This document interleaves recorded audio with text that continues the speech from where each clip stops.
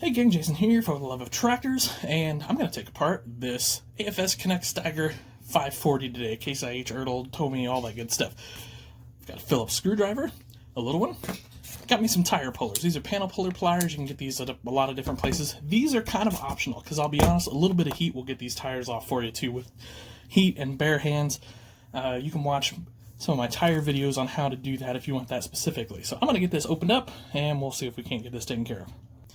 Okay, so in case you're wondering, so this is just the sort of normal version of the Prestige. The only difference is the Prestige will give you your mirrors with flashers here where these little holes go. So the first thing to do is to pop these tires off. Now I'm just going to do this.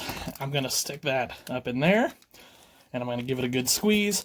And if it doesn't come right off, I will add some heat and they will come right off. They came off. Good news. They just shot off. I'm going to do that to the other side real quick, and I'll get right back to you. Okay, so note to self, those really shoot right off when you do those. So anyway, both sides came off, super easy, just like I said. Put that up in there, pull. The good news is, I'm not even sure where one of those tires went off to. I'll find it eventually, but it basically leaves your axle and your tires in good shape. So you can put those on another tractor. If you want to put them back on the tractor after you're done, that's entirely up to you. But it's pretty easy and straightforward to do. A simple tire swap really makes these look good, I think. So that's why I pulled these tires off. Next step is we're going to get this front weight and the hood off. So you might be able to see up in there, those are just some Phillips screw heads. That's hence the screwdriver. This little screwdriver here actually came out of one of the Ertl kit sets they used to do, where you could put together a tractor. And I've just used it ever since. It works great because obviously it's good for their kits. It's good for us. So those two screws, this pulls right off. Kind of keep track of your screws in case you want to put those back on. Now for the hood, if I remember correctly, yeah, it just pulls straight up. So you got a little tab here, so you might pull like this to pop it, but it comes right off. Super easy to do there. Next up, we've got a couple screws there. I'm going to watch my time because I don't want this video to go super long, because I know there's no fun in watching me do this. Whoops. Unless you're actually doing it yourself. Alright. A couple more twists and this thing will be ready to go. Now, if I remember correctly, the last time I did this, I had to do a little prying to get that apart. Let's see, got one of the screws out. Some of these screws occasionally like to hang on that last piece of thread in there. So let's do that. Here we go. Here's another place where you can use these. You definitely don't have to if you don't want to, though. Just something like that. There we go. You can see that screw. Again, just gonna put my screws. All these screws are basically the same size, if I remember correctly. So, oh, nope, the weight screws are a tad bit bigger. So you might keep those separate. I don't think it's imperative that you do that, though. Okay, here we go. We got our two halves apart. Here's our cab. If you want to pop this cab glass, or this cab top off to detail that, just give a squeeze here.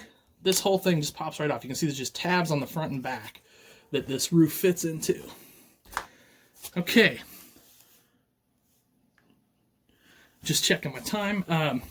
Now these are a little trickier. So if you want to pull this off, I usually don't. But if you want to pull this off, you're just going to take your sprue cutters or a hobby knife, slide in back behind there, and there's two little tabs. You can pull those off and then re-glue. If you want to pull your interior, you've got another screw. And you might want to pull the interior. You can add a little bit of detail onto it, or if you want to touch up some paint or something like that in there. Sometimes what you got to do is get some needle nose pliers to pop that out, but not in this case. Came right out. I did drop the steering wheel. Let me grab that real quick. Okay, there's that. You definitely might want to change out that steering wheel. So, okay, yeah, you could definitely do some paint in here. Might want to make this like the premium seat, which would be red leather. Things like that. Might want to put a console there.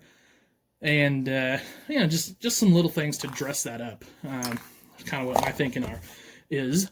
And now, Oh, so here, this is kind of interesting. So the quad track has, oh, there's a rivet there. I was going to say the quad track is held on by rivets, but here we go. Here's a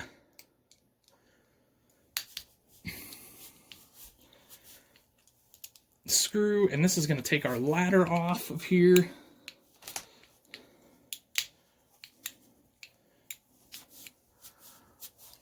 It's wanting to be a pest as well.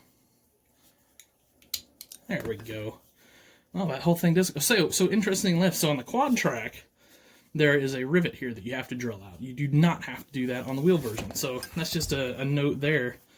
And then we've got another screw right there.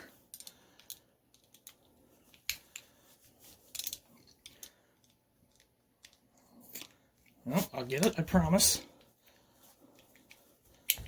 Just take a second. My hands are wanting to slip around a little bit today. There we go. So there's that.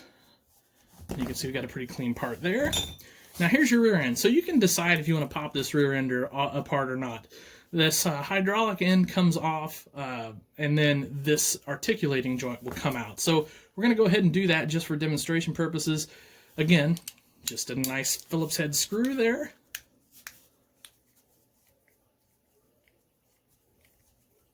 And a couple twists more.